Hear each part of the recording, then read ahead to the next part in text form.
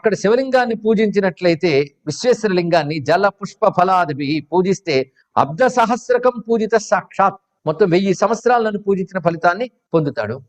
ఇలాగా కాశీ యొక్క వైభవాన్ని చెప్తూ తేన సాక్షాదహం భక్త్యా ప్రణత స్వరబందిత జ్ఞానవాప్యా నిమజ్జాత్ర యోమాం లింగస్వరూపిణం యస్మరేత్ సహిమామేతి. అంతేగది ఎక్కడున్నా విశ్వేశ్వరుని జ్ఞానవాపిని స్మరిస్తే వాడు నన్ను తప్పకుండా పొందుతాడు. దాస్యాం ఐశ్వర్యమతులం భక్తించ పరమాం శివే. అనేక ఐశ్వర్యాలు ఇస్తాను, భక్తినిస్తాను, కానీ కాశీలో ఉంటూ ఉపసర్గలు చాలా ఉంటాయి సుమా అన్నాడు. ఇక్కడ కాశీవాసం అది కూడా నియమబద్ధం. ఎలా పెడితే అలా ఉన్న వాళ్ళకి భైరవుడు తర్వాత చూసుకుంటాడు, పర్వాలేదు. అది ఎన్ని వేల సంవత్సరాలు మనకు తెలియదు.